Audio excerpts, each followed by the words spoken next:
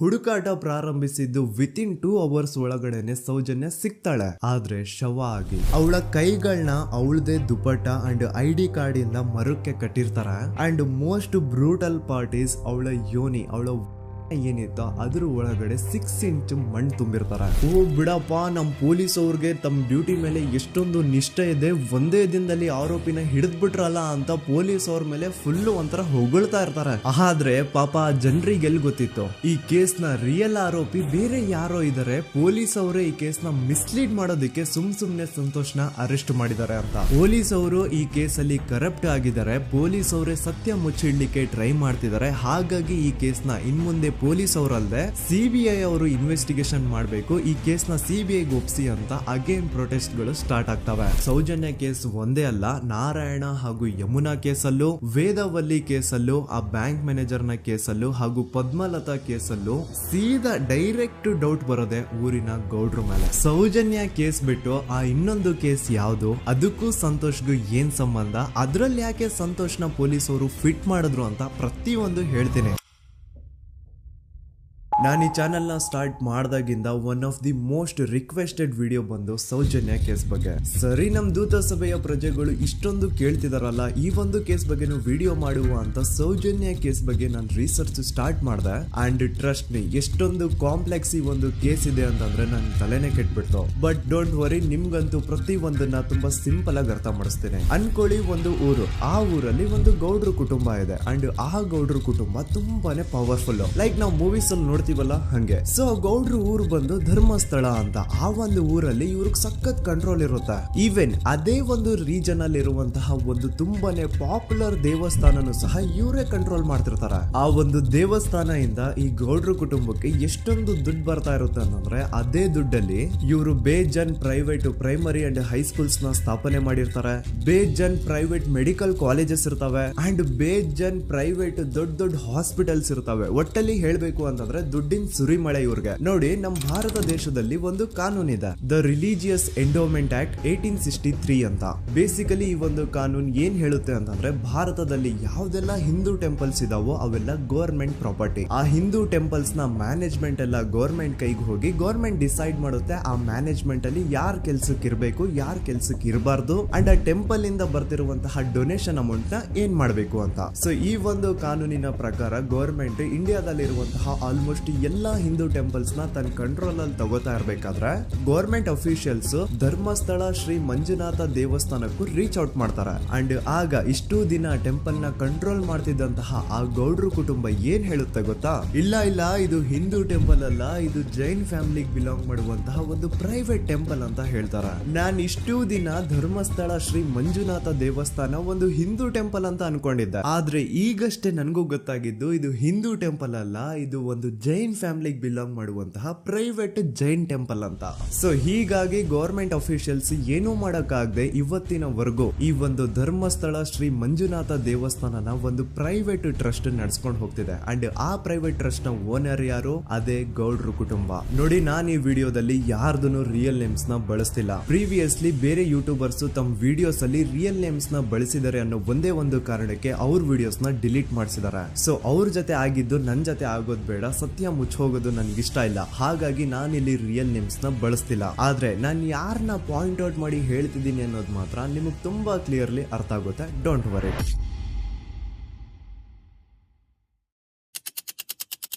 ದಿನಾಂಕ 9/10/2012. A very normal day for everyone except Soujanya.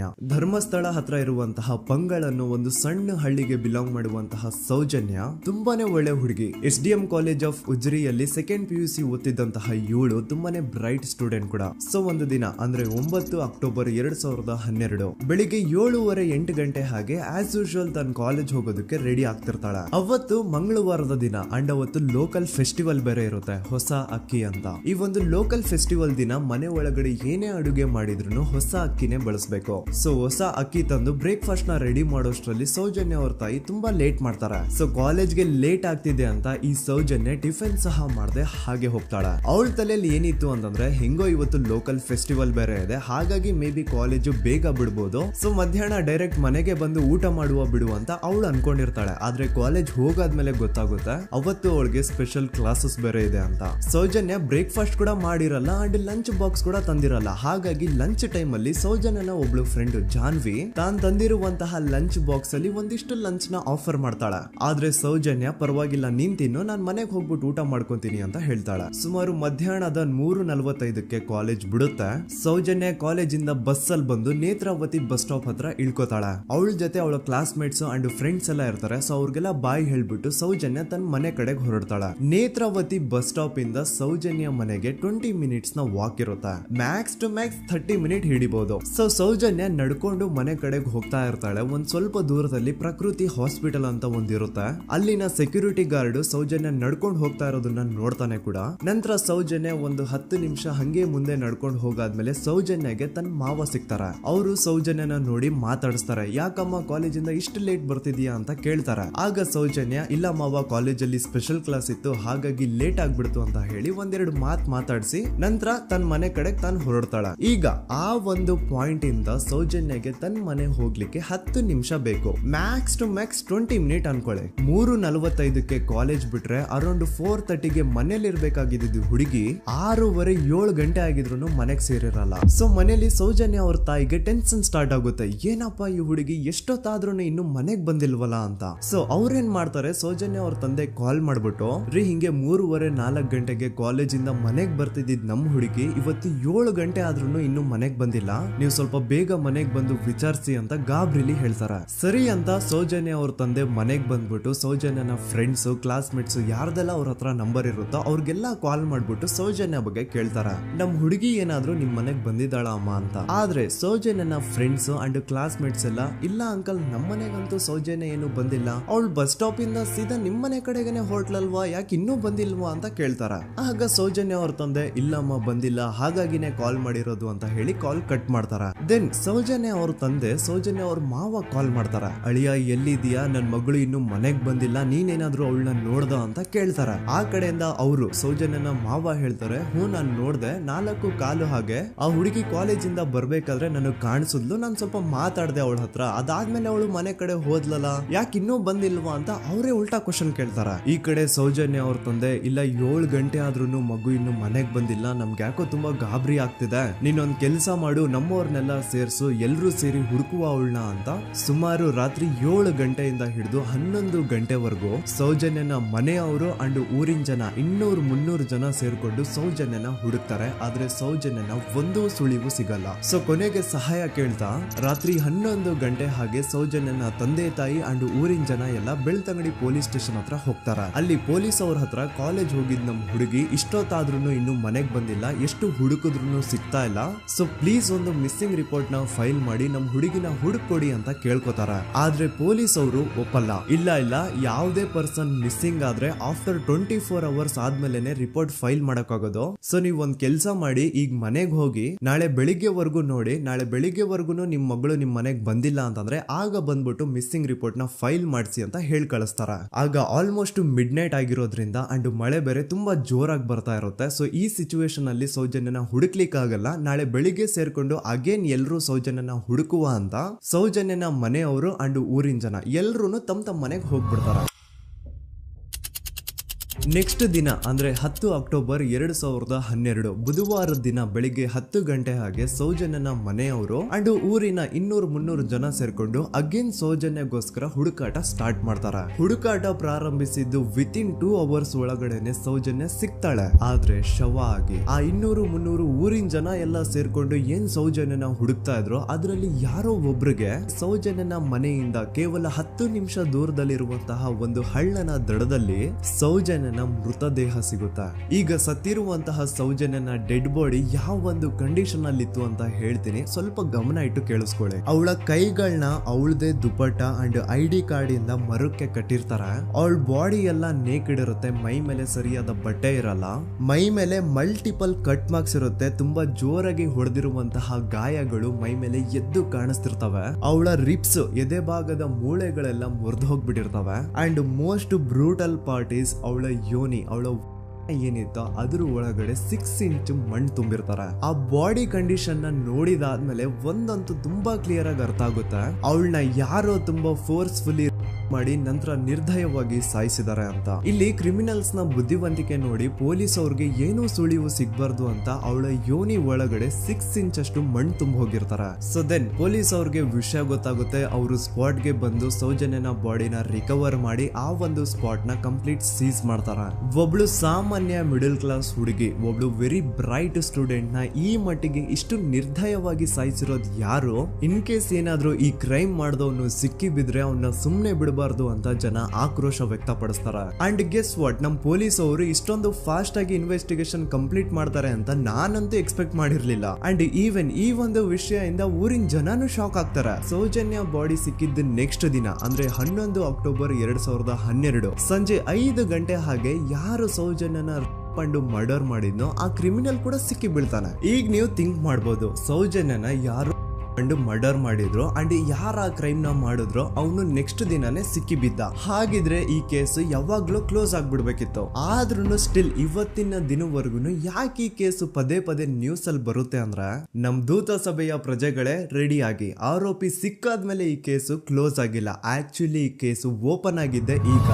ನೋಡಿ, ಸೌಜನ್ಯನ body ಸಿಕ್ಕಿದ್ದು ನೆಕ್ಸ್ಟ್ ದಿನ ಅಂದ್ರೆ 11 ಅಕ್ಟೋಬರ್ 2012. PSI ಯೋಗೇಶ್ ಅವರು ಯಾರನ್ನ ಈ ಕೇಸಲ್ಲಿ ಅರೆಸ್ಟ್ ಮಾಡಿದ್ರು ಅಂದ್ರೆ ಆತನ ಹೆಸರು ಬಂದು ಸಂತೋಷ್ ರಾವ್. 28-29 ವಯಸ್ಸಿರುವಂತಹ Santosh Rao first of all ಧರ್ಮಸ್ಥಳದವನು ಅಲ್ವೇ ಅಲ್ಲ, ಅವನು ಶೃಂಗೇರಿ ಅವನು. ಸಂತೋಷ್ ರಾವ್ ನ ತಂದೆ ಸ್ಕೂಲ್ ಟೀಚರು ಅಂಡ್ ತಾಯಿ ಹೌಸ್ ವೈಫ್.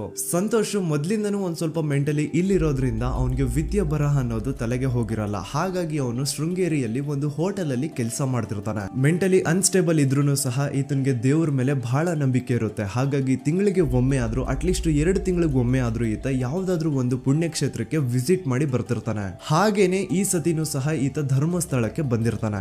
ಇವನು ಧರ್ಮಸ್ಥಳಕ್ಕೆ ಬಂದಿದ್ದು ದಿನಾಂಕ 9 ಅಕ್ಟೋಬರ್ 2012. ಈ ದಿನಾಂಕನ ಸ್ವಲ್ಪ ನೋಟ್ ಮಾಡಿ ಇಟ್ಕೊಳ್ಳಿ, ಯಾಕಂತಂದ್ರೆ ಮುಂದೆ ಈ ಕೇಸಲ್ಲಿ ಇದೇ ಮೇಜರ್ ಟರ್ನಿಂಗ್ ಪಾಯಿಂಟ್. ಸೊ ಸೌಜನ್ಯನ ಡೆತ್ ಆಗಿಂತ ಒಂದು ದಿನ ಹಿಂದೆ ಧರ್ಮಸ್ಥಳಕ್ಕೆ ಬಂದಿರುವಂತಹ ಸಂತೋಷ್ ರಾವ್ಗೆ ಎಲ್ಲೂ ಉಳ್ಕೊಳ್ಳಿಕ್ಕೆ ಹೋಟೆಲ್ ಅಲ್ಲಿ ಅಥವಾ ಲಾಡ್ಜ್ ಅಲ್ಲಿ ರೂಮ್ ಸಿಗಲ್ಲ. ರೀಸನ್ ಇಷ್ಟೇ, ಸಂತೋಷ್ ರಾವ್ ನೋಡ್ಲಿಕ್ಕೆ ಸ್ವಲ್ಪ ಮೆಂಟಲಿ ಅನ್ಸ್ಟೇಬಲ್ ಪರ್ಸನ್ ತರ ಇರ್ತಾನೆ. ಅವನ ಅವತಾರ, ಅವನ ವೇಷಭೂಷಣ ಅಷ್ಟು ಸರಿ ಇರಲ್ಲ. ಹಾಗಾಗಿ ಇವನ್ಗೆ ಯಾವುದೇ ಒಂದು ಹೋಟೆಲ್ ಅಲ್ಲಿ ಅಥವಾ ಲಾಡ್ಜ್ ಅಲ್ಲಿ ಎಲ್ಲಿನೂ ರೂಮ್ ಸಿಗಲ್ಲ. ಸೊ ಉಳ್ಕೊಳ್ಳೋಕೆ ಜಾಗ ಸಿಗದೆ ಇವನೇನ್ ಮಾಡ್ತಾನೆ, ಅಲ್ಲೇ ಹತ್ರದಲ್ಲಿರುವಂತಹ ಬಾಹುಬಲಿ ಬೆಟ್ಟಕ್ಕೆ ಹೋಗಿ ಅಲ್ಲಿರುವಂತಹ ಬಾಹುಬಲಿ ಸ್ಟ್ಯಾಚು ಹತ್ರನೇ ಆಶ್ರಯ ತಗೊಳ್ತಾನೆ. ಅಂಡ್ 1-2 ದಿನ ಅವನು ಅಲ್ಲೇ ಉಳ್ಕೋತಾನೆ ಕೂಡ. ಡೇ ಟೈಮ್ ಅಲ್ಲಿ ಧರ್ಮಸ್ಥಳಕ್ಕೆ ಬಂದು ಧರ್ಮಸ್ಥಳ ಶ್ರೀ ಮಂಜುನಾಥ ದೇವಸ್ಥಾನದಲ್ಲಿದ್ದು ಅಲ್ಲೇ ಪ್ರಸಾದ ಊಟ ಎಲ್ಲ ಮಾಡಿ ನಂತರ ನೈಟ್ ಆಗ್ತಿದ್ದಂಗೆ ಬಾಹುಬಲಿ ಬೆಟ್ಟಕ್ಕೆ ಹೋಗಿ ಆ ಸ್ಟ್ಯಾಚು ಹತ್ರನೇ ಮಲ್ಕೊಳ್ತಿರ್ತಾನೆ. ಸೊ ಒಂದು ದಿನ ಅಂದ್ರೆ 11 ಅಕ್ಟೋಬರ್ 2012 ಸಂಜೆ 5 ಗಂಟೆ ಹಾಗೆ ಈ ಸಂತೋಷ್ ರಾವ್ ತನ್ನ ಪಾಡಿಗೆ ತಾನು ಆ ಬೆಟ್ಟದ ಮೇಲೆ ಕೂತ್ಕೊಂಡು ಸೀನರೀಸ್ ನ ಎಂಜಾಯ್ ಮಾಡ್ತಾ ಇರಬೇಕಾದ್ರೆ ಯಾರೋ ಅದೇ ಊರಿನ 5 ಜನ ಕಿಡಿಗೇಡಿಗಳು ಬಂದು ಇವನ್ ಹತ್ರ ಜಗಳ ತೆಗಿತಾರ. ಈ 5 ಜನ ಯಾರು ಅಂತ ನಂತರ ಹೇಳ್ತೇನೆ. ಸೊ ಈ 5 ಜನ ಕಿಡಿಗೇಡಿಗಳು ಸಂತೋಷ್ ರಾವ್ ಹತ್ರ ಜಗಳ ತೆಗೆದು ಅವನ್ನ ಅವಾಚ್ಯ ಶಬ್ದಗಳಿಂದ ಬೈದು ಅವನ್ನ ಹೊಡೆದು, ಅಷ್ಟೇ ಸಾಲದೆ ಆ 5 ಜನ ಸಂತೋಷ್ ರಾವ್ನ ಪೊಲೀಸ್ ಸ್ಟೇಷನ್ಗೆ ಎಳ್ಕೊಂಡ್ ಬಂದು ಇವನು ನಾವು ಬಾಹುಬಲಿ ಬೆಟ್ಟಕ್ಕೆ ಅಂತ ಹೋಗಿದ್ರೆ ಅಲ್ಲಿ ನಮ್ಮ ಮೇಲೆ ಅಟ್ಯಾಕ್ ಮಾಡ್ದ, ಇವ್ನು ನೋಡ್ಲಿಕ್ಕೂ ಸಹ ಒಳ್ಳೆ ಸೈಕೋ ಕಿಲ್ಲರ್ ಇದ್ದಂಗಿದಾನೆ, ನಮ್ಗೆ ಯಾಕೋ ನಿನ್ನೆ ನಮ್ಮೂರಲ್ಲಿ ನಡೆದಿರುವಂತಹ ಘಟನೆ ಆ ಸೌಜನ್ಯನ ಮರ್ಡರ್ ಇವನೇ ಮಾಡಿದಾನೆ ಅಂತ ಡೌಟ್ ಬರ್ತಿದೆ ಅಂತ ಆ 5 ಜನ ಕಿಡಿಗೇಡಿಗಳು ಸಂತೋಷ್ ರಾವ್ನ ಪೊಲೀಸ್ ಅವ್ರ ಹತ್ರ ಹಾಕೊಡ್ತಾರ. ಅಂಡ್ ಪೊಲೀಸ್ ಅವರು ಕೂಡ ಎಂತವ್ರು ನೋಡಿ, ಯಾರೋ 5 ಜನ ಕಿಡಿಗೇಡಿಗಳು ಬಂದು ಇವನೇ ಕೊಲೆ ಮಾಡಿದಾನೆ ಅಂತ ಹೇಳಿದ ತಕ್ಷಣ ಹಿಂದೆ ಮುಂದೆ ಕ್ರಾಸ್ ಚೆಕ್ ಮಾಡದೆ ಸಂತೋಷ್ ರಾವ್ನ ಅರೆಸ್ಟ್ ಮಾಡಿ ಸೌಜನ್ಯ ಕೇಸ್ ನ ಆರೋಪಿ ಸಿಕ್ಕಿದಾನೆ ಅಂತ ಎಲ್ಲಾ ಕಡೆ ಘೋಷಣೆ ಮಾಡ್ಬಿಡ್ತಾರ. ಜನರಿಗೆ ಈ ಕಡೆ ಒಂಥರ ನೆಮ್ಮದಿ, ಓ ಬಿಡಪ್ಪ ನಮ್ ಪೊಲೀಸ್ ಅವ್ರಿಗೆ ತಮ್ಮ ಡ್ಯೂಟಿ ಮೇಲೆ ಎಷ್ಟೊಂದು ನಿಷ್ಠೆ ಇದೆ, ಒಂದೇ ದಿನದಲ್ಲಿ ಆರೋಪಿನ ಹಿಡಿದ್ಬಿಟ್ರ ಅಂತ ಪೊಲೀಸ್ ಅವ್ರ ಮೇಲೆ ಫುಲ್ ಒಂಥರ ಹೊಗಳ್ತಾ ಇರ್ತಾರೆ.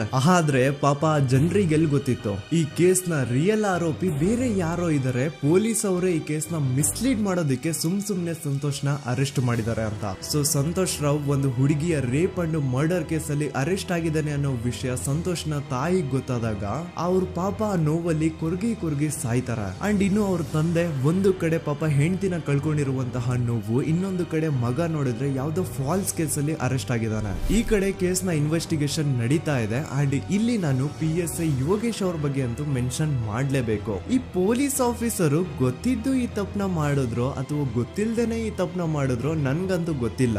ಸೊ ಇವ್ರು ಏನ್ ಮಾಡ್ತಾರೆ ಅಂತಂದ್ರೆ, ಸೌಜನ್ಯನ ಬಾಡಿನ ಪೋಸ್ಟ್ ಮಾರ್ಟಮ್ ಗೆ ಕಳಿಸಿದಾಗ ಡಾಕ್ಟರ್ಸ್ ಹಂಗೋ ಹಿಂಗೋ ಮಾಡಿ ಇಂದ ಕೆಲವೊಂದು ಸ್ಪರ್ಮ್ ನ ಸ್ಯಾಂಪಲ್ಸ್ ಕಲೆಕ್ಟ್ ಮಾಡ್ತಾರೆ. ಅದನ್ನ ಅವರು PSI ಯೋಗೇಶ್ಗೆ ಕೊಟ್ಟು ಇದನ್ನ ವಿತಿನ್ 72 ಅವರ್ಸ್ ಒಳಗಡೆ ಇನ್ನೊಂದು ಲ್ಯಾಬ್ ಗೆ ಸಬ್ಮಿಟ್ ಮಾಡಿ ಅಂತ ತುಂಬಾ ಕ್ಲಿಯರ್ ಆಗಿ ಹೇಳ್ತಾರೆ. ಆದ್ರೆ PSI ಯೋಗೇಶ್ ಆ ಸ್ಪರ್ಮ್ ಸ್ಯಾಂಪಲ್ಸ್ ನ ವಿತಿನ್ 72 ಅವರ್ಸ್ ಒಳಗಡೆ ಲ್ಯಾಬ್ ಕಳ್ಸೋದಿರ್ಲಿ, ಅದನ್ನ 12 ದಿನ ಆದ್ಮೇಲೆ ಲ್ಯಾಬ್ ಕಳಿಸ್ತಾರೆ. ಅಷ್ಟೊತ್ತಿಗೆ ಆಲ್ರೆಡಿ ಆ ಸ್ಪರ್ಮ್ ಸ್ಯಾಂಪಲ್ಸ್ ಗೆಲ್ಲ ಫಂಗಸ್ ಹಿಡಿದು ಅದು ಅನ್ಫಿಟ್ ಫಾರ್ ಟೆಸ್ಟಿಂಗ್ ಅಂತ ಬರುತ್ತೆ. ಈಗ ನೀವೇ ಹೇಳಿ, ಎಂತ ಡಂಬೆಸ್ಟ್ ಪರ್ಸನ್ ಪೊಲೀಸ್ ಆಫೀಸರ್ ಆಗಿದ್ರು ಅವನ ಹತ್ರ ಒಂದು ಮರ್ಡರ್ ಕೇಸ್ ಬಂದಾಗ ಅವನ ಹತ್ರ ಇರೋ ಮೇನ್ ಸಾಕ್ಷಿನೇ, ಮೇನ್ ಎವಿಡೆನ್ಸ್ ಆ ಹುಡುಗಿಯ ಕಲೆಕ್ಟ್ ಆಗುವಂತಹ ಸ್ಪರ್ಮ್ ಸ್ಯಾಂಪಲ್ಸ್. ಸೊ ಅದನ್ನ ಮೊದಲು ಲ್ಯಾಬ್ ಕಳಿಸಿ ಅದನ್ನ ಐಡೆಂಟಿಫೈ ಮಾಡೋದು ಪೊಲೀಸ್ ಅವರ ಫಸ್ಟ್ ಡ್ಯೂಟಿ. ಆದ್ರೆ ಇಲ್ಲಿ PSI ಯೋಗೇಶ್ ಅವರು ಇದನ್ನೇ ಮರ್ತು ಹೋದ್ರು ಅಂತ ನೋಡಿ. ಯಾವುದೇ ಒಂದು ಕೇಸ್ ಅಲ್ಲಿ ಪೊಲೀಸ್ ಅವರು ಆದಷ್ಟು ಎವಿಡೆನ್ಸ್ ನ ಕಲೆಕ್ಟ್ ಮಾಡೋದಕ್ಕೆ ಟ್ರೈ ಮಾಡ್ತಾರೆ.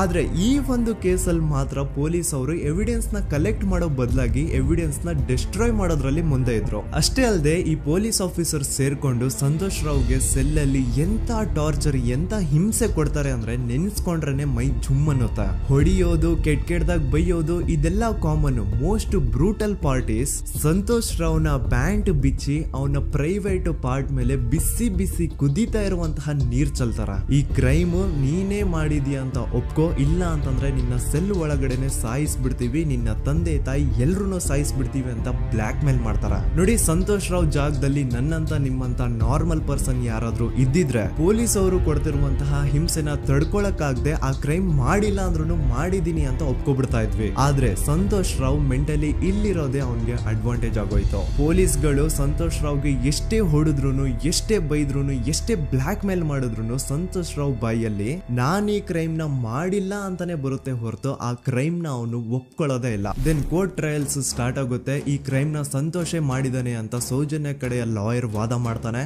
ಅದಕ್ಕೆ ಆಪೋಸಿಟ್ ಆಗಿ ಸಂತೋಷ್ ರಾವ್ ಕಡೆಯಿಂದ ಒಬ್ರು ಲಾಯರ್ ಇಲ್ಲ, ಸಂತೋಷ್ ರಾವ್ ಈ ಕ್ರೈಮ್ ನ ಮಾಡ್ಲಿಕ್ಕೆ ಸಾಧ್ಯನೇ ಇಲ್ಲ ಅಂತ ವಾದ ಮಾಡ್ತಿರ್ತಾರೆ. ಅಂಡ್ ಕೋರ್ಟ್ ಇಂದ ಆಚೆಗಡೆ ಸಂತೋಷ್ ರಾವ್ ನ ಅಗೇನ್ಸ್ಟ್ ಸ್ಟೂಡೆಂಟ್ಸ್ ಪ್ರೊಟೆಸ್ಟ್ ನಡೆಯುತ್ತೆ, ಪಬ್ಲಿಕ್ ಪ್ರೊಟೆಸ್ಟ್ ನಡೆಯುತ್ತೆ. ಅರೆಸ್ಟ್ ಆಗಿರುವಂತಹ ಸಂತೋಷ್ ರಾವ್ಗೆ ಗಲ್ಲಿಗೇರಿಸ್ರಿ ಅಂತ ಅವ್ರು ಡಿಮ್ಯಾಂಡ್ ಮಾಡ್ತಿರ್ತಾರೆ. ಸೊ ಹೀಗೆ ಒಂದು 2-3 ವರ್ಷ ಕಳೆದು ಹೋಗುತ್ತೆ. ನಂತರ ಒಂದು ಕೋರ್ಟ್ ಟ್ರಯಲ್ ಅಲ್ಲಿ ಸಂತೋಷ್ ರಾವ್ ಪರವಾಗಿ ಹೋರಾಡ್ತಿದ್ದಂತಹ ಲಾಯರ್ ಯಾಕೆ ಈ ಕೇಸ್ ಅಲ್ಲಿ ಸಂತೋಷ್ ಆರೋಪಿ ಅಲ್ಲ ಅಂತ ಪ್ರೂವ್ ಮಾಡ್ಲಿಕ್ಕೆ ಕೆಲವೊಂದು ಪಾಯಿಂಟ್ಸ್ ನ ಮುಂದೆ ಇಡ್ತಾರೆ. ಅದೇನಂತಂದ್ರೆ, ಮೊದಲನೇದಾಗಿ ಸಂತೋಷ್ ರಾವೇ ಈ ಕ್ರೈಮ್ ನ ಮಾಡಿದಾನೆ ಅಂತ ಒಬ್ರು ಒಂದು ಐ ವಿಟ್ನೆಸ್ ಇರಲ್ಲ. ಇನ್ನೊಂದೇನು ಅಂತಂದ್ರೆ, ಯಾವೊಂದು ಕಂಡೀಷನ್ ಅಲ್ಲಿ, ಯಾವೊಂದು ಬ್ರೂಟಲ್ ಕಂಡೀಷನ್ ಅಲ್ಲಿ ಸೌಜನ್ಯನ ಬಾಡಿ ಸಿಕ್ಕಿತ್ತೋ ಅದನ್ನ ಗಮನದಲ್ಲಿಟ್ಕೊಂಡು ಸ್ವಲ್ಪ ಪ್ರಾಕ್ಟಿಕಲ್ ಆಗಿ ಥಿಂಕ್ ಮಾಡಿದ್ರೆ ಆ ಒಂದು ಭೀಕರ ಕ್ರೈಮ್ ನ ಒಬ್ನೇ ಮಾಡ್ಲಿಕ್ಕೆ ಸಾಧ್ಯನೇ ಇಲ್ಲ. ಇನ್ನೊಂದು ಪಾಯಿಂಟ್ ಏನು ಅಂತಂದ್ರೆ, ಸೌಜನ್ಯನ ಇಂದ ಪೊಲೀಸ್ ಅವ್ರಿಗೆ ಯಾವುದೇ ಸ್ಪರ್ಮ್ ಸ್ಯಾಂಪಲ್ ಸಿಗ್ಬಾರ್ದು ಅಂತ 6 ಇಂಚು ಅಷ್ಟು ಮಣ್ಣು ಹಾಕಿರ್ತಾರ. ಸೊ ಈಗ ನೀವೇ ಹೇಳಿ, ಮೆಂಟಲಿ ಇಲ್ಲಿರುವಂತಹ ಪರ್ಸನ್ಗೆ ಇಷ್ಟೊಂದು ಬುದ್ಧಿವಂತಿಕೆ ಇರುತ್ತಾ?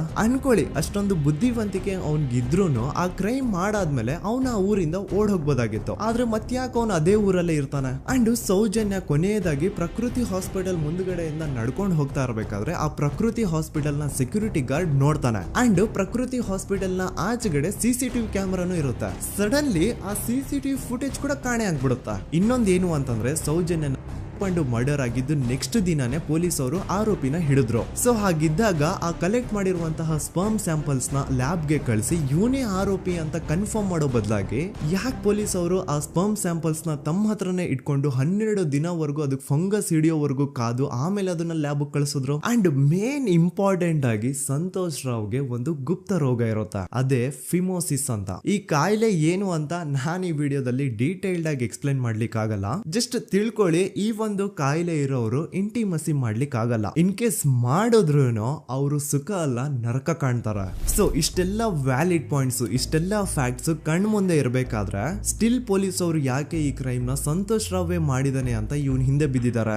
ಯಾಕೆ ಅವರು ಈ ಕ್ರೈಮ್ ಇವನ್ ಬಿಟ್ರೆ ಬೇರೆ ಯಾರಾದ್ರೂ ಮಾಡಿರ್ಬೋದಲ್ಲ ಅಂತ ಆ ಆಂಗಲ್ ಅಲ್ಲಿ ಇನ್ವೆಸ್ಟಿಗೇಷನ್ ಮಾಡ್ತಿಲ್ವಲ್ಲ ಅಂತ ಪೊಲೀಸ್ ಅವರ ಇನ್ವೆಸ್ಟಿಗೇಷನ್ ಮೇಲೆ ಈಗ ಕ್ವಶನ್ ಬರುತ್ತೆ. So after hearing all of this, ಎಲ್ಲರಿಗೂ ಈಗ ಪೊಲೀಸ್ ಅವರ ಇನ್ವೆಸ್ಟಿಗೇಷನ್ ಇನ್ವೆಸ್ಟಿಗೇಷನ್ ಮೇಲೆ ಡೌಟ್ ಬರುತ್ತೆ. ಅಂಡ್ ಈವನ್ ಸೌಜನ್ಯ ಅವ್ರ ಮನೆಯವರು ಕೂಡ ನಿಜವಾದ ಆರೋಪಿ ಸಂತೋಷ್ ಅಲ್ಲ ಅಂತ ತಮ್ಮ ಅಭಿಪ್ರಾಯನ ವ್ಯಕ್ತಪಡಿಸ್ತಾರೆ. ಆಗ ಅಲ್ಲಿವರೆಗೂ ಸಂತೋಷ್ ರಾವ್ನ ಗಲ್ಲಿಗೇರಿಸಿ ಅಂತ ಏನು student protest and public protest ಎಲ್ಲ ನಡೀತಾ ಇತ್ತು, ಈಗ ಅದೆಲ್ಲ ನಿಂತು ಹೋಗಿ ಎಲ್ಲಾ ಹೇಟ್ರೇಡ್ ಪೊಲೀಸ್ ಅವ್ರ ಕಡೆಗೆ ಹೋಗುತ್ತೆ. ಪೊಲೀಸ್ ಅವರು ಈ ಕೇಸಲ್ಲಿ ಕರಪ್ಟ್ ಆಗಿದ್ದಾರೆ, ಪೊಲೀಸ್ ಅವರೇ ಸತ್ಯ ಮುಚ್ಚಿಡ್ಲಿಕ್ಕೆ ಟ್ರೈ ಮಾಡ್ತಿದ್ದಾರೆ. ಹಾಗಾಗಿ ಈ ಕೇಸ್ ನ ಇನ್ ಮುಂದೆ ಪೊಲೀಸ್ ಅವರಲ್ಲದೆ ಸಿಬಿಐ ಅವರು ಇನ್ವೆಸ್ಟಿಗೇಷನ್ ಮಾಡಬೇಕು, ಈ ಕೇಸ್ ನ ಸಿಬಿಐ ಒಪ್ಸಿ ಅಂತ ಅಗೇನ್ ಪ್ರೊಟೆಸ್ಟ್ ಗಳು ಸ್ಟಾರ್ಟ್ ಆಗ್ತವೆ. ಸೊ ಧರ್ಮಸ್ಥಳದಲ್ಲಿ ಇಷ್ಟೊಂದು ಹೋರಾಟಗಳಾಗ್ತಿದಾವೆ, ಒಬ್ಳು ಹುಡುಗಿ ಜೊತೆ ಇಷ್ಟೊಂದು ಅನ್ಯಾಯ ಆಗಿದೆ, ಆದ್ರೂ ಸಹ ಧರ್ಮಾಧಿಕಾರಿ ಏನು ಮಾತೇ ಆಡ್ತಿಲ್ವಲ್ಲ ಈ ಹುಡುಗಿ ಬಗ್ಗೆ ಅಂತ ಜನರು ಪ್ರಶ್ನೆ ಮಾಡಿದಾಗ ಆಗ ಧರ್ಮಾಧಿಕಾರಿನೂ ಜನರು ಮುಂದೆ ಬಂದ್ಬಿಟ್ಟು ಈ ಕೇಸ್ ನ ಸಿಬಿಐ ಒಪ್ಸಿ ಅಂತ ಹೋರಾಟ ಮಾಡ್ತಾರ.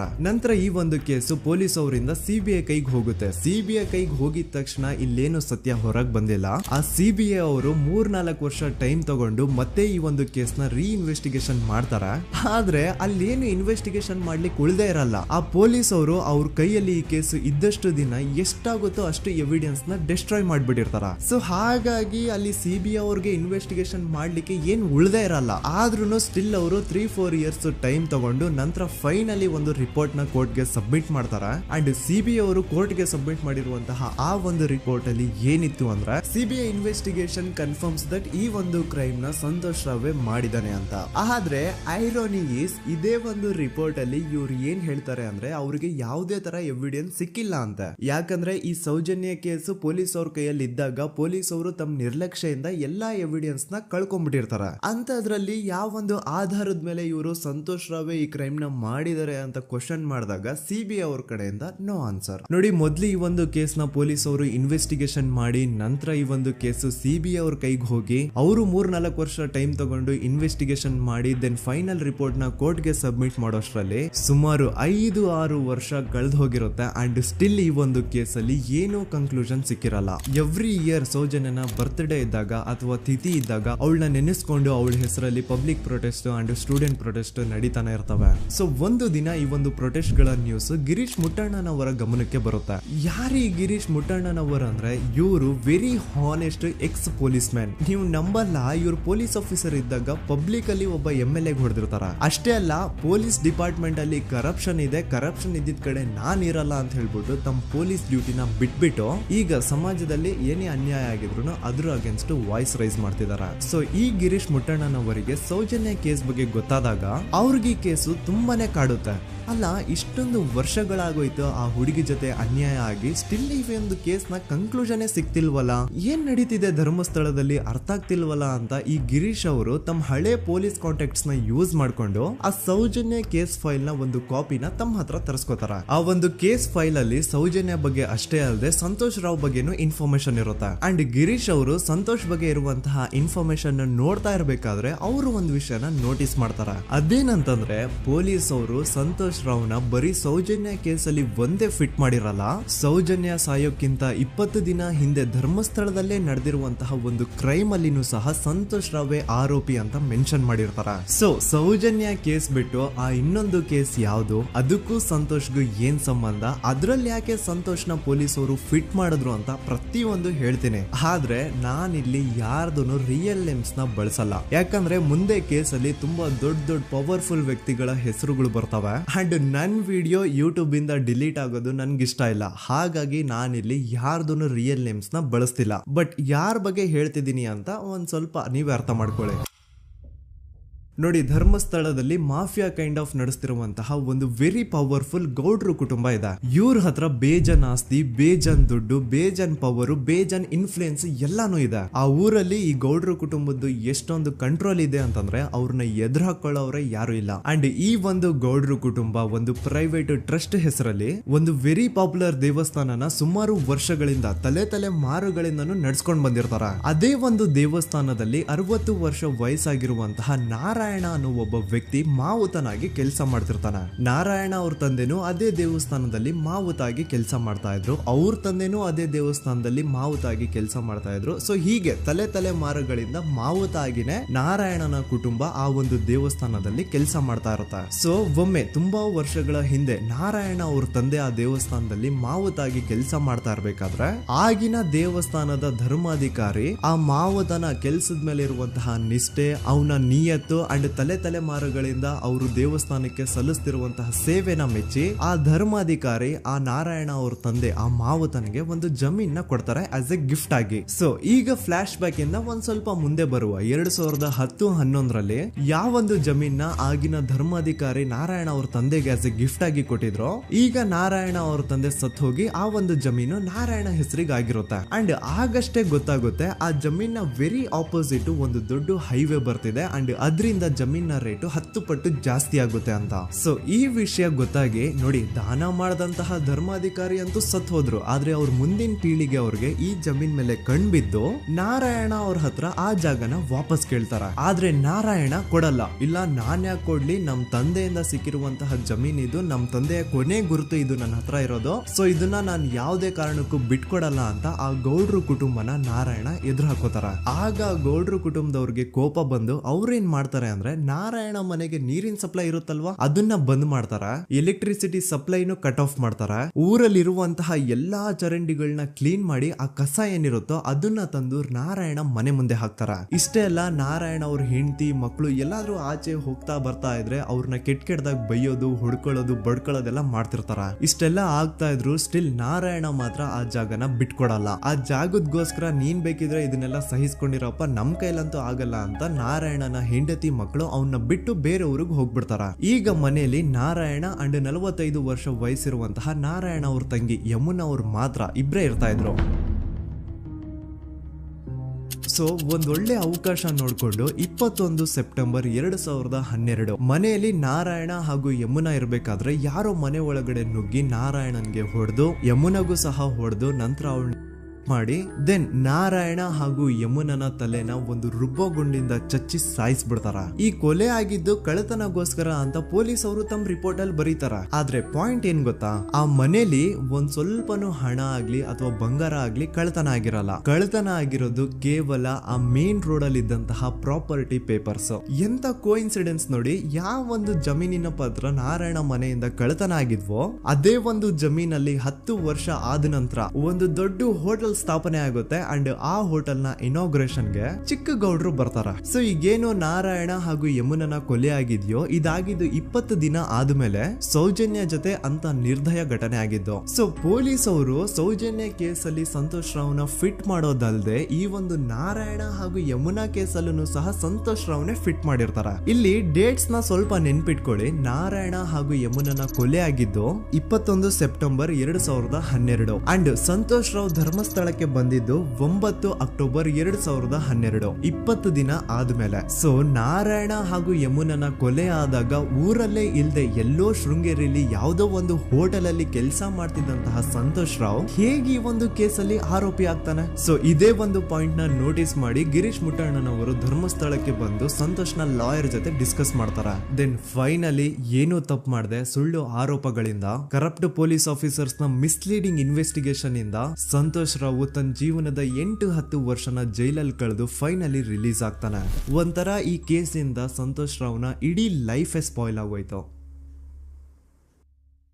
ಈಗ ಸಂತೋಷ್ ರಾವ್ ರಿಯಲ್ ಆರೋಪಿ ಅಲ್ಲ ಅಂತ ಕೋರ್ಟ್ ಅಲ್ಲಿ ಪ್ರೂವ್ ಆಯ್ತು. ಹಾಗಿದ್ರೆ ರಿಯಲ್ ಆರೋಪಿ ಯಾರು? ಪೊಲೀಸ್ ಅವರು ಯಾಕೆ ಕೇಸಲ್ಲಿ ಇಷ್ಟೊಂದು ಅನ್ಫೇರ್ ಇನ್ವೆಸ್ಟಿಗೇಷನ್ ಮಾಡಿದ್ರು? ಯಾರ ರಿಯಲ್ ಹೆಸರನ್ನ ಮುಚ್ಚಿಡ್ಲಿಕ್ಕೆ ಪೊಲೀಸ್ ಆಫೀಸರ್ಸ್ ಈ ಒಂದು ಕೇಸಲ್ಲಿ ಸಂತೋಷ್ ರಾವ್ನ ಸಿಗ್ಹಾಕ್ಸಿದ್ರು? ಇದೆಲ್ಲ ಥಿಂಕ್ ಮಾಡ್ತಾ ಹೋದ್ರೆ ನೋಡಿ ಆ ಊರಲ್ಲಿ ಆ ಪೊಲೀಸ್ ಆಫೀಸರ್ಸ್ಗೆ ಲಂಚ ಕೊಡೋಷ್ಟು, ಒಂದು ಪೊಲೀಸ್ ಇನ್ವೆಸ್ಟಿಗೇಷನ್ ನ ಸ್ಟಾಪ್ ಮಾಡೋಷ್ಟು ಅಥವಾ ಇನ್ವೆಸ್ಟಿಗೇಷನ್ ನ ಮಿಸ್ಲೀಡ್ ಮಾಡೋಷ್ಟು ಇನ್ಫ್ಲುಯೆನ್ಸ್ ಆಗ್ಲಿ, ಪವರ್ ಆಗ್ಲಿ ಅಥವಾ ಮನಿ ಆಗ್ಲಿ ಊರಿನ ಗೌಡ್ರು ಹತ್ರ ಮಾತ್ರ ಇದ್ದಿದ್ದು. ಸೊ ಈಗ ಸಂಶಯದ ಮುಳ್ಳು ಗೌಡ್ರು ಕಡೆ ತಿರುಗುತ್ತಾ. ನೋಡಿ ಪೊಲೀಸ್ ಅವರು ಸುಮ್ನೆ ಸಂತೋಷ್ ರಾವ್ನ ನಾರಾಯಣ ಹಾಗೂ ಯಮುನಾ ಕೇಸಲ್ಲಿ ಫಿಟ್ ಮಾಡಿದ್ರು. ಈಗ ಆ ಒಂದು ಕೊಲೆ ಪ್ರಕರಣಕ್ಕೂ ಸಂತೋಷ್ ರಾವ್ಗೂ ಏನು ಸಂಬಂಧನೇ ಇರ್ಲಿಲ್ಲ. ಹಂಗೆ ಥಿಂಕ್ ಮಾಡಿ ನಾರಾಯಣ ಸತ್ರೆ ಅಥವಾ ಅವನ ತಂಗಿ ಯಮುನಾ ಸತ್ರೆ ಯಾರಿಗ ಅಡ್ವಾಂಟೇಜ್ ಆಗುತ್ತೆ? ಊರಿನ ಗೌಡ್ರಿಗೆ, ಯಾಕಂದ್ರೆ ಅವ್ರಿಗೆ ಜಮೀನ್ ಸಿಗುತ್ತಾ. ಸೊ ಈಗ ನಾರಾಯಣ ಹಾಗೂ ಯಮುನಾ ಕೇಸಲ್ಲಿ ಸಂತೋಷ್ ರಾವ್ ಆರೋಪಿ ಅಲ್ಲ ಅಂತ ಪ್ರೂವ್ ಆದ್ಮೇಲೆ ಹಾಗಿದ್ರೆ ಆ ಕೊಲೆ ಮಾಡ್ದವ್ರು ಯಾರು ಅಂತ ಹಾಗೆ ಥಿಂಕ್ ಮಾಡಿದ್ರೆ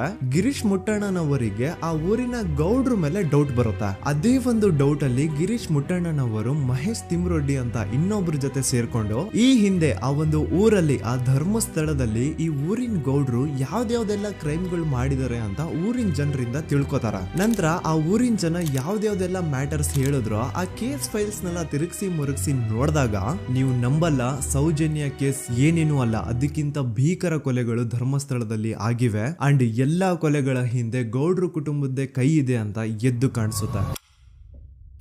1977 ವೇದಾವಲ್ಲಿ ಕೇಸ್. ಅಂಡ್ ಈ ಒಂದು ಪ್ರೈವೇಟ್ ಸ್ಕೂಲ್ ಬೇರೆ ಯಾರ್ದು ಅಲ್ಲ, ಆ ಗೌಡ್ರು ಕುಟುಂಬದ. ಈ ಸ್ಕೂಲ್ ಅಲ್ಲಿ 1977 ಅಲ್ಲಿ ವೇದಾವಲ್ಲಿ ಅಂತ ಒಬ್ರು ಟೀಚರ್ ವರ್ಕ್ ಮಾಡ್ತಿರ್ತಾರ. ವೇದಾವಲ್ಲಿ ಆ ಟೀಚರ್ ಜಾಬ್ ಗೆ ತುಂಬಾನೇ ಓವರ್ ಕ್ವಾಲಿಫೈಡ್. ಅವರ ಕ್ವಾಲಿಫಿಕೇಶನ್ಸ್ ನ ಗಮನದಲ್ಲಿ ಇಟ್ಕೊಂಡ್ರೆ ಅವ್ರಿಗೆ HM ಅಥವಾ ಪ್ರಿನ್ಸಿಪಲ್ ನ ಪೋಸ್ಟ್ ಸಿಗ್ಬೇಕು. ಆದ್ರೂ ಸಹ ವೇದಾವಲ್ಲಿ ಆಸ್ ಎ ಟೀಚರ್ ಆಗಿನೇ ಕೆಲಸ ಮಾಡ್ಕೊಂಡು ಹೋಗ್ತಿರ್ತಾರ. ಒಮ್ಮೆ ಏನಾಗುತ್ತೆ, ಸ್ಕೂಲ್ ಅಲ್ಲಿ ಪ್ರಿನ್ಸಿಪಲ್ ನ ಪೋಸ್ಟ್ ಖಾಲಿ ಆಗುತ್ತೆ ಅಂಡ್ ಆ ಒಂದು ಪೋಸ್ಟ್ ಗೆ ಎಲ್ರು ಏನ್ ಅನ್ಕೊಳ್ತಾರೆ, ವೇದಾವಲ್ಲಿನೇ ಸೆಲೆಕ್ಟ್ ಮಾಡೋದು ಅಂತ. ಆದ್ರೆ ವೇದಾವಲ್ಲಿಯ ಕ್ಯಾಸ್ಟ್ ಬೇರೆ ಇದೆ ಅನ್ನೋ ಒಂದೇ ಒಂದು ಕಾರಣಕ್ಕೆ ಆ ಪ್ರಿನ್ಸಿಪಲ್ ನ ಪೋಸ್ಟ್ ವೇದಾವಲ್ಲಿಗೆ ಸಿಗದೆ ಬೇರೆ ಯಾರನ್ನೋ ತಂದು ಕೂರಿಸ್ಬಿಟ್ಟಿರ್ತಾರ. ಇದರಿಂದ ಟೀಚರ್ ವೇದಾವಲ್ಲಿಗೆ ತುಂಬಾ ಕೋಪ ಬಂದು ಅವ್ರ ಸ್ಕೂಲ್ ಮುಂದೆ ಪ್ರೊಟೆಸ್ಟ್ ಮಾಡೋದ್ ಸ್ಟಾರ್ಟ್ ಮಾಡ್ತಾರ. ಅಂಡ್ ಈ ವಿಷಯ ಸ್ಕೂಲ್ ನ ಓನರ್ಸ್ ಗೆ ಇಷ್ಟ ಆಗಲ್ಲ. ಸೊ ಅವರು ಆ ಕೋಪನ ಹಾಗೆ ಮನ್ಸಲ್ಲಿ ಇಟ್ಕೊಂಡಿರ್ತಾರೆ. ಒಮ್ಮೆ ಏನಾಗುತ್ತೆ, ಸ್ಕೂಲ್ ರಜೆ ಇರುತ್ತೆ, ವೇದಾವಲ್ಲಿ ಮನೇಲಿ ಇರ್ತಾರ ಅಂಡ್ ಅವ್ರ ಹಸ್ಬೆಂಡ್ ಡಾಕ್ಟರ್ ಅರಳೆ ಅವ್ರಿಗೆ ಯಾವ್ದೋ ಬೇರೆ ಊರಲ್ಲಿ ಒಂದು ಕಾಲೇಜ್ ಅಲ್ಲಿ ಸೆಮಿನಾರ್ ಏನೋ ಇರುತ್ತೆ. ಸೊ ಅವರು ಅಲ್ಲಿಗೆ ಹೋಗಿರ್ತಾರೆ. ಈಗ ಮನೇಲಿ ಇರೋದು ವೇದಾವಲ್ಲಿ ಒಂದೇ. ಇದೇ ಒಂದು ಅವಕಾಶನ ನೋಡ್ಕೊಂಡು ಯಾರೋ ವೇದಾವಲ್ಲಿ ಅವ್ರ ಮನೆಗೆ ನುಗ್ಗಿ ವೇದಾವಲ್ಲಿಗೆ ಹೊಡೆದು ನಂತರ ಅವ್ರನ್ನ ಜೀವಂತವಾಗಿ ಸುಟ್ಬಿಡ್ತಾರ. ಸ್ವಲ್ಪ ಹೊತ್ತು ನಂತರ ರಾತ್ರಿ ಆಗ್ತಿದ್ದಂಗೆ ಡಾಕ್ಟರ್ ಅರಳೆ ಅವರು ಮನೆಗೆ ವಾಪಸ್ ಬರ್ತಾರೆ ಅಂಡ್ ಮನೆ ಒಳಗಡೆ ಬಂದ್ ನೋಡಿದ್ರೆ ವೇದಾವಲ್ಲಿ ಅವರು ಸತ್ ಹೋಗಿ ಅವರ ಬಾಡಿ ಸುಟ್ ಹೋಗಿ ನೆಲದ ಮೇಲೆ ಬಿದ್ದಿದೆ. ಹೆಂಡತಿನ ಕಳ್ಕೊಂಡಿರುವಂತಹ ದುಃಖನ ಸೈಡ್ಗೆ ಇಟ್ಟು ಡಾಕ್ಟರ್ ಅರಳೆ ಅವರು ಮೊದ್ಲು ಪೊಲೀಸ್ ಸ್ಟೇಷನ್ ಹೋಗ್ಬಿಟ್ಟು ನಮ್ ಮನೆಗೆ ನಾನ್ ಇಲ್ದೇ ಇರುವಂತಹ ಸಮಯನ ನೋಡ್ಕೊಂಡು ಯಾರೋ ಮನೆ ಒಳಗಡೆ ನುಗ್ಗಿ ನನ್ನ ಹೆಂಡತಿನ ಹೊಡೆದು ನಂತರ ಅವಳನ್ನ ತುಂಬಾ ಭೀಕರವಾಗಿ ಸಾಯಿಸಿದರೆ ಅಂತ ಪೊಲೀಸ್ ಅವ್ರಿಗೆ ರಿಪೋರ್ಟ್ ಕೊಡಕ್ ಹೋದ್ರೆ ಅಲ್ಲಿ ಪೊಲೀಸ್ ಅವರು ಉಲ್ಟಾ ಡಾಕ್ಟರ್ ಅರಳೆ ಮೇಲೆನೆ FIR ಬರ್ದು ನೀನೇ ನಿನ್ ಹೆಂಡತಿನ ಸಾಯಿಸಿದ್ಯಾ, ನಾಟಕ ಮಾಡಬೇಡ ಅಂತ ಅವ್ರನ್ನೇ ಅರೆಸ್ಟ್ ಮಾಡ್ಬಿಡ್ತಾರ. ನಂತರ 2-3 ವರ್ಷ ಜೈಲಲ್ಲೇ ಇದ್ದು ಡಾಕ್ಟರ್ ಅರಳೆ ಅವರು ತಮ್ಮ ಫ್ರೆಂಡ್ಸ್ ಅಂಡ್ ಫ್ಯಾಮಿಲಿ ಮೂಲಕ ಎವಿಡೆನ್ಸ್ ನೆಲ್ಲ ಕಲೆಕ್ಟ್ ಮಾಡಿಸಿ ತಾನ ಕೊಲೆನ ಮಾಡಿಲ್ಲ, ತನ್ನ ಹೆಂಡತಿನ ಸಾಯಿಸಿಲ್ಲ ಅಂತ ಕೋರ್ಟ್ ಅಲ್ಲಿ ಪ್ರೂವ್ ಮಾಡ್ಕೊಂಡು ಜೈಲಿಂದ ರಿಲೀಸ್ ಆಗ್ತಾರ. ಸೊ ಈಗ ಡಾಕ್ಟರ್ ಅರಳೆ ಅವರು ಈ ಒಂದು ಕ್ರೈಮ್ ನ ಮಾಡಿಲ್ಲ ಅಂತಂದ್ರೆ ವೇದಾವಲ್ಲಿನ ಅಷ್ಟು ಭೀಕರವಾಗಿ ಸಾಯಿಸಿದವ್ರು ಯಾರು, ಈ ವಿಷಯ ಇವತ್ತಿನವರೆಗೂ ಗೊತ್ತಾಗಿಲ್ಲ. 1986 ಅಲ್ಲಿ ನಡೆದಂತಹ ಪದ್ಮಲತಾ ಕೇಸ್. ಪದ್ಮಲತಾ ಅವ್ರ ತಂದೆ ಕಮ್ಯುನಿಸ್ಟ್ ಪಾರ್ಟಿನ ಲೀಡರ್ ಇರ್ತಾರೆ. ಅವ್ರ ರಿಯಲ್ ನೇಮ್ ಏನು ಅಂತ ನಮಗ್ ಗೊತ್ತಾಗಿಲ್ಲ, ಬಟ್ ಈ ವಿಡಿಯೋದಲ್ಲಿ ಅವ್ರ ಹೆಸರು ಲಕ್ಷ್ಮಣ್ ಅಂತ ಅನ್ಕೊಳ್ಳಿ. ಸೊ ಕಮ್ಯುನಿಸ್ಟ್ ಪಾರ್ಟಿನ ಲೀಡರ್ ಇರುವಂತಹ ಲಕ್ಷ್ಮಣ್ ಅವ್ರಿಗೆ ಊರಲ್ಲಿ ತುಂಬಾನೇ ಸಪೋರ್ಟ್ ಇರುತ್ತೆ, ಊರಿನ ಜನರ ಫೇವ್ರೇಟ್ ಇರ್ತಾರೆ ಇವರು. ಅಂಡ್ ಅದೇ ವರ್ಷ ಅಂದ್ರೆ 1986 ಅಲ್ಲಿ ಪಂಚಾಯತ್ ಎಲೆಕ್ಷನ್ ಬೇರೆ ಇರುತ್ತೆ ಅಂಡ್ ಎಲ್ರಿಗೂ ಗೊತ್ತಿತ್ತು ಲಕ್ಷ್ಮಣೆ ಗೆಲ್ಲೋದು ಅಂತ. ಆ ಪಂಚಾಯತ್ ಎಲೆಕ್ಷನ್ ಅಲ್ಲಿ ಲಕ್ಷ್ಮಣ್ ಆಪೋಸಿಟ್ ಗೌಡ್ರಿಗೆ ತುಂಬಾ ಬೇಕಾಗಿರೋರು ಒಬ್ರು ನಿಂತಿರ್ತಾರ ಅಂಡ್ ಅವ್ರಿಗೂ ಗೊತ್ತಿತ್ತು ಎಲೆಕ್ಷನ್ ಏನಾದ್ರು ಆದ್ರೆ ಲಕ್ಷ್ಮಣ ಎಲೆಕ್ಷನ್ ಅಲ್ಲಿ ಗೆಲ್ಲೋದು ಅಂತ. ಸೊ ಎಲ್ಲಿ ಸೋತೋಗ್ಬಿಡ್ತೀವೋ ಅನ್ನೋ ಭಯಕ್ಕೆ ಆ ಗೌಡ್ರು ಕಡೆ ಅವ್ರು ಏನ್ ಮಾಡ್ತಾರೆ, ಲಕ್ಷ್ಮಣ್ನ ಅಪ್ರೋಚ್ ಮಾಡಿ ಮುಚ್ಕೊಂಡು ಈ ಪಂಚಾಯತ್ ಎಲೆಕ್ಷನ್ ಅಲ್ಲಿ ನಿನ್ ನಾಮಿನೇಷನ್ ನ ಕ್ಯಾನ್ಸಲ್ ಮಾಡು ಅಂತ ವಾರ್ನಿಂಗ್ ಕೊಡ್ತಾರ. ಆದ್ರೆ ಲಕ್ಷ್ಮಣ್ ಅವರು ಅಂಜದೆ ನೀವ್ ಏನ್ ಮಾಡ್ತಿರೋ ಮಾಡ್ಕೊಳ್ರಿ, ಆದ್ರೆ ನಾನ್ ಮಾತ್ರ ನಾಮಿನೇಷನ್ ನ ಕ್ಯಾನ್ಸಲ್ ಮಾಡಲ್ಲ ಅಂತ ಆ ಗೌಡ್ರು ಕುಟುಂಬನ ಎದುರು ಹಾಕೋತಾರ. ದೆನ್ ಎಂತ ಕೋಇನ್ಸಿಡೆನ್ಸ್ ನೋಡಿ, ನೆಕ್ಸ್ಟ್ ಡೇನೆ ಲಕ್ಷ್ಮಣ್ ಅವ್ರ ಮಗಳು ಪದ್ಮಲತಾ ಕಿಡ್ನಾಪ್ ಆಗ್ತಾಳ. ಸುಮಾರು 56 ದಿನ ಅವಳನ್ನ ಯಾರೋ ಕಿಡ್ನಾಪ್ ಮಾಡ್ತಾರೆ ಅಂಡ್ ಆ 56 ದಿನ ಡೈಲಿ ಅವಳನ್ನ ಶೋಷಣೆ ಕೂಡ ಮಾಡ್ತಾರ. ನಂತರ 56 ದಿನ ಆದ್ಮೇಲೆ ಪದ್ಮಲತನ ಬಾಡಿ ನೇತ್ರಾವತಿ ನದಿಲಿ ತೇಲ್ತಾ ಸಿಗುತ್ತಾ. ಆಸ್ ಎಕ್ಸ್ಪೆಕ್ಟೆಡ್ ಈ ಕೇಸಲ್ಲೂ ಪೊಲೀಸ್ ಅವ್ರ ಕಡೆಯಿಂದ ಪ್ರಾಪರ್ ಇನ್ವೆಸ್ಟಿಗೇಷನ್ ಆಗಲ್ಲ ಅಂಡ್ ಯಾರ್ ಪದ್ಮಲತನ ಕಿಡ್ನಾಪ್ ಮಾಡಿದ್ರು, ಯಾರು ಅವಳನ್ನ 15 ದಿನವರೆಗೂ ಶೋಷಣೆ ಮಾಡಿ ನಂತರ ಅವಳನ್ನ ಅಷ್ಟು ಭೀಕರವಾಗಿ ಸಾಯಿಸಿದ್ರು ಅಂತ ಇವತ್ತಿನ ದಿನದವರೆಗೂ ಗೊತ್ತಾಗಿಲ್ಲ. ಮತ್ತೆ ನಮಗೆ ಗೊತ್ತಾದದು 22ಕ್ಕೆ ಸ್ಕೂಲ್ ಡೇ 56 ದಿನ ಕಳೆದು ಹೊಳೆಯಲ್ಲಿ ಹೆಣ ಉಂಡು ಅಂತ ಕೇಳಿ ಪೊಲೀಸಿನವರು ಬರುವಾಗ ಬಂದು ಹೇಳುವಾಗ ನಮಗೆ ಗೊತ್ತಾಗ ಅವರು ನನ್ನನ್ನು ಕರ್ಕೊಂಡೋಗಿ ಅಲ್ಲಿ ಹೋಗಿವೆ. ಇನ್ನೊಂದು ಲಾಸ್ಟ್ ಕೇಸ್ ಇದೆ, ಇದು ಅರ್ಲಿ 2000 ಅಲ್ಲಿ ನಡೆದಿರೋದು. ಇವ್ರದ್ದು ಅಷ್ಟಾಗಿ ಡೀಟೇಲ್ಸ್ ನಾನು ಹೇಳಲ್ಲ, ಜಸ್ಟ್ ಮೇಲ್ ಹೇಳ್ತೀನಿ. 2000 ಇಸ್ವಿಯಲ್ಲಿ ಧರ್ಮಸ್ಥಳದಲ್ಲಿ 2 ಫಿನಾನ್ಸ್ ಬ್ಯಾಂಕ್ ಇರ್ತಾವೆ. ಒಂದು ಅಗೇನ್ ರಿಯಲ್ ನೇಮ್ ತಗೊಳ್ಳೋದು ಬೇಡ, ಲೈಕ್ ಜಸ್ಟ್ ಸಹಕಾರ ಗ್ರಾಮೀಣ ಬ್ಯಾಂಕ್ ಅನ್ಕೊಳ್ಳಿ. ಅಂಡ್ ಇನ್ನೊಂದು ಬಂದ್ಬಿಟ್ಟು ಫೈನಾನ್ಸ್ ಪ್ರೈವೇಟ್ ಲಿಮಿಟೆಡ್ ಬಂದು ಗೌಡ್ರು ಕುಟುಂಬ ಅವ್ರಿಗೆ ಸೇರಿದ್ದು. ಆ ಕಡೆ ಇವ್ರ ಆಪೋಸಿಟ್ ಏನದು ಗ್ರಾಮೀಣ ಬ್ಯಾಂಕ್ ಇತ್ತು, ಅದರಲ್ಲಿ ಒಬ್ಬ ಮ್ಯಾನೇಜರ್ ಬಡವ್ರಿಗೆ ಸಹಾಯ ಆಗ್ಲಿ ರೈತರಿಗೆ ಸಹಾಯ ಆಗ್ಲಿ ಅಂತ ತುಂಬಾ ಕಡಿಮೆ ಬಡ್ಡಿಗೆ ಲೋನ್ ಕೊಡ್ತಿರ್ತಾನೆ. ಇದರಿಂದಾಗಿ ಧರ್ಮಸ್ಥಳದಲ್ಲಿ ಆಲ್ಮೋಸ್ಟ್ ಎಲ್ಲಾ ಕಸ್ಟಮರ್ಸ್ ಆ ಗ್ರಾಮೀಣ ಬ್ಯಾಂಕ್ ಕಡೆಗೆ ಹೋಗ್ತಿರ್ತಾರೆ, ಪ್ರೈವೇಟ್ ಲಿಮಿಟೆಡ್ ಕಡೆಗೆ ಯಾರು ಬರ್ತಿರಲ್ಲ. ಇದರಿಂದ ಗೌಡ್ರಿಗೆ ಲಾಸ್ ಆಗ್ತಿರುತ್ತಾ. ಸೊ ಅವ್ರೇನ್ ಮಾಡ್ತಾರೆ, ಆ ಗ್ರಾಮೀಣ ಬ್ಯಾಂಕ್ ನ ಮ್ಯಾನೇಜರ್ ಏನಿದ್ನೋ ಅವನ್ಗೆ ಒಂದು ಸ್ವೀಟ್ ವಾರ್ನಿಂಗ್ ಕೊಡ್ತಾರ, ಮುಚ್ಕೊಂಡು ಇನ್ಮೇಲೆ ಇಂದ ನಿನ್ ಲೋನ್ಸ್ ಕೊಡೋದನ್ನ ನಿಲ್ಸ್ಬಿಡು. ಇನ್ ಕೇಸ್ ಲೋನ್ ಕೊಟ್ರು ನಾವ್ ಯಾವ ಇಂಟ್ರೆಸ್ಟ್ ರೇಟ್ ಗೆ ಲೋನ್ ನ ಕೊಡ್ತಾ ಇದೀವೋ ಅದೇ ರೇಟ್ ಗೆ ನೀನು ಕೊಡುವ ಅಂತ ಫೋರ್ಸ್ ಮಾಡ್ತಾರ. ಆದ್ರೆ ಆ ಗ್ರಾಮೀಣ ಬ್ಯಾಂಕ್ ನ ಮ್ಯಾನೇಜರ್ ಇದ್ಯಾವುದನ್ನು ಕಿವಿಗೆ ಹಾಕೊಳ್ಳಾರ್ದೆ ಅವನ್ ಕೆಲಸ ಅವ್ನ್ ಮಾಡ್ಕೊಂಡು ಹೋಗ್ತಾನ. ದೆನ್ ಸಡನ್ಲಿ ಒಂದು ದಿನ ಬ್ಯಾಂಕ್ ಮ್ಯಾನೇಜರ್ ನ ಹೆಂಡತಿನ ಮನೆ ಒಳಗಡೆನೆ ನುಗ್ಗಿ ಯಾರು ಮಾಡಿ ತುಂಬಾ ಭೀಕರವಾಗಿ ಸಾಯಿಸ್ಬಿಡ್ತಾರ. ಇದರ ರಿಗಾರ್ಡಿಂಗ್ ಆ ಬ್ಯಾಂಕ್ ಮ್ಯಾನೇಜರ್ ಪೊಲೀಸ್ ಸ್ಟೇಷನ್ ಅಲ್ಲಿ ಕಂಪ್ಲೇಂಟ್ ಕೊಡಕ್ ಹೋದ್ರೆ ಪೊಲೀಸ್ ಅವರು ಉಲ್ಟಾ ಆ ಬ್ಯಾಂಕ್ ಮ್ಯಾನೇಜರ್ ಹೆಸರಲ್ಲೇ FIR ಬರ್ದು ನೀನೇ ನಿನ್ ಹೆಂಡತಿನ ಸಾಯಿಸಿದ್ಯಾ ಅಂತ ಅವನ್ನೇ ಅರೆಸ್ಟ್ ಮಾಡ್ಬಿಡ್ತಾರ. ನಂತರ 1-2-3 ವರ್ಷ ಆ ಬ್ಯಾಂಕ್ ಮ್ಯಾನೇಜರ್ ಜೈಲಲ್ಲಿ ಇರ್ತಾನೆ. ಅದಾದ್ಮೇಲೆ ಅವನ ಕ್ರೈಮ್ ನ ಮಾಡಿಲ್ಲ ಅಂತ ಕೋರ್ಟ್ ಅಲ್ಲಿ ಪ್ರೂವ್ ಆಗುತ್ತೆ. ಆದ್ರೆ ರಿಯಲ್ ಕ್ರೈಮ್ ಮಾಡಿದವರು ಯಾರು ಅಂತ still it's A question mark. And ಇನ್ನೊಂದು ನಾರಾಯಣ ಅಂಡ್ ಯಮುನಾ ಕೇಸ್ ಬಗ್ಗೆ ಅಂತೂ ನಾನು ಆಗ್ಲೇ ನಿಮ್ಗೆ ಎಕ್ಸ್ಪ್ಲೇನ್ ಮಾಡಿದೆ. ಸೊ ಎಂತಹ ಕೋ ಇನ್ಸಿಡೆಂಟ್ಸ್ ಗಳು ನೋಡಿ, ಯಾರೆಲ್ಲ ಆ ಧರ್ಮಸ್ಥಳದಲ್ಲಿ ಗೌಡ್ರು ಕುಟುಂಬನ ಎದುರಾಕೊಂಡಿದಾರೋ ಅವ್ರ ಜೀವನದಲ್ಲಿ ಏನೋ ಒಂದು ತುಂಬಾ ದೊಡ್ಡ ದುರಂತ ನಡೆದು ಹೋಗುತ್ತಾ. ಅಂಡ್ ಸರ್ಪ್ರೈಸಿಂಗ್ಲಿ ಅವ್ರ ಕೇಸಲ್ಲಿ ಪೊಲೀಸ್ ಅವ್ರ ಕಡೆಯಿಂದ ಪ್ರಾಪರ್ ಇನ್ವೆಸ್ಟಿಗೇಷನ್ ಆಗಲ್ಲ. ಅಂಡ್ ಯಾರ ಆ ಕ್ರೈಮ್ ನ ಮಾಡಿದ್ರು ಅಂತ ಯಾವತ್ತೂ ಹೊರಗೆ ಬರೋದೇ ಇಲ್ಲ. ಸೊ ಈ ಗೌಡ್ರು ಕುಟುಂಬದವರು ಧರ್ಮಸ್ಥಳದಲ್ಲಿ ಬೇಜನ್ ಕರ್ಮಕಾಂಡಗಳನ್ನ ಮಾಡಿದ್ದಾರೆ. ಅಂಡ್ ಅವ್ರ ಪವರ್ ಅಂಡ್ ಅವ್ರಿಗಿರುವಂತಹ ಇನ್ಫ್ಲೂಯೆನ್ಸ್ ಇಂದ ಆ ಎಲ್ಲಾ ಕೇಸ್ ನ ಮುಚ್ಚಾಕಿದ್ದಾರೆ ಅಂತ ಮಹೇಶ್ ಹಾಗೂ ಗಿರೀಶ್ ಮುಟ್ಟಣ್ಣನವರ ಹೇಳಿಕೆ ಆಗಿದೆ. ಸೊ ಗೌಡ್ರು ಫ್ಯಾಮಿಲಿನ ಟ್ರ್ಯಾಕ್ ರೆಕಾರ್ಡ್ ನೋಡಿದ್ರೆ ಧರ್ಮಸ್ಥಳದಲ್ಲಿ ಒಂದು ಹುಡುಗಿನ ರೇಪ್ ಅಂಡ್ ಮರ್ಡರ್ ಮಾಡಿ ದೆನ್ ಪೊಲೀಸ್ ಅವ್ರಿಗೆ ಲಂಚ ಕೊಟ್ಟು ಇನ್ವೆಸ್ಟಿಗೇಷನ್ ನ ಮಿಸ್ಲೀಡ್ ಮಾಡುವಷ್ಟು ಪವರ್ ಇನ್ಫ್ಲೂಯೆನ್ಸ್ ಈ ಗೌಡ್ರು ಕುಟುಂಬಕ್ಕೆ ಮಾತ್ರ ಇರೋದು. ಈಗ ಸಂತೋಷ್ ರಾವ್ ಅಂತೂ ಸೌಜನ್ಯ ಕೇಸಲ್ಲಿ ಆರೋಪಿ ಅಲ್ಲ ಅಂತ ಪ್ರೂವ್ ಆಯ್ತು. ಹಾಗಿದ್ರೆ ರಿಯಲ್ ಆರೋಪಿ ಯಾರು? ನೆನಪು ಮಾಡ್ಕೊಳ್ಳಿ, 11 ಅಕ್ಟೋಬರ್ 2012 ಸಂಜೆ 5 ಗಂಟೆ ಹಾಗೆ ಬಾಹುಬಲಿ ಬೆಟ್ಟದಲ್ಲಿ ಸಂತೋಷ್ ರಾವ್ ತನ್ನ ಪಾಡಿಗೆ ತಾನು ಸೀನರೀಸ್ ನ ಎಂಜಾಯ್ ಮಾಡ್ಕೊಂಡು ಸುಮ್ಮನೆ ಕೂತಿರ್ಬೇಕಾದ್ರೆ ಅವನ ಹತ್ರ 5 ಜನ ಕಿಡಿಗೇಡಿಗಳು ಬಂದು ಜಗಳ ತೆಗಿತಾರ. ಆ 5 ಜನ ಕಿಡಿಗೇಡಿಗಳು ಯಾರು ಅಂತ ನಾನು ಇಲ್ಲಿವರೆಗೂ ನಿಮ್ಗೆ ಹೇಳಿಲ್ಲ. ಸೊ ಅವರು ಬೇರೆ ಯಾರು ಅಲ್ಲ, ಚಿಕ್ಕ ಗೌಡ್ರು ಮಗ ನಿಶಾಂತ್ ಜೈನ್ ನ ವೆರಿ ಕ್ಲೋಸ್ ಫ್ರೆಂಡ್ಸ್. ಅವ್ರು ದಣಿ ಮಾಡಿರುವಂತಹ ಕ್ರೈಮ್ ಅಲ್ಲಿ ಬೇರೆ ಯಾರನ್ನಾದ್ರೂ ಸಿಗಿಸ್ಬೇಕಲ್ಲ ಅಂತ ಇವ್ರು ಬಕ್ರ ಹುಡುಕ್ತಾ ಇರ್ಬೇಕಾದ್ರೆ ಆಗ ಇವ್ರಿಗೆ ಸಿಗೋದೆ ಸಂತೋಷ್ ರಾವ್. ಅಗೇನ್ ಇನ್ನೊಂದು ಎಂತ ಕೋಇನ್ಸಿಡೆನ್ಸ್ ನೋಡಿ, ಸಂತೋಷ್ ರಾವ್ ಸೌಜನ್ಯ ಕೇಸಲ್ಲಿ ಅರೆಸ್ಟ್ ಆದ ನಂತರ ಚಿಕ್ಕ ಗೌಡ್ರು ಮಗ ನಿಶಾಂತ್ ಜೈನ್ ದೇಶನೇ ಬಿಟ್ಟು ಹೋಗ್ಬಿಡ್ತಾನೆ. ಈ ಕೇಸಲ್ಲಿ ಚಿಕ್ಕ ಗೌಡ್ರು ಮಗ ಇನ್ವಾಲ್ವ್ಮೆಂಟ್ ಇದೆ ಅಂತ ಯಾರಿಗೂ ಡೌಟೇ ಬರ್ತಾ ಇರ್ಲಿಲ್ಲ. ಡೌಟ್ ಯಾವಾಗ ಬಂತು ಅಂದ್ರೆ ಆ 5 ಜನ ಕಿಡಿಗೇಡಿಗಳು ಯಾರು ಸಂತೋಷ್ನ ಈ ಒಂದು ಕೇಸಲ್ಲಿ ಸಿಗಾಕ್ಸಿದ್ರು ಆ 5 ಜನರಲ್ಲಿ ಒಬ್ಬ ರವಿ ಪೂಜಾರಿ ಅಂತಾನು ಇರ್ತಾನೆ.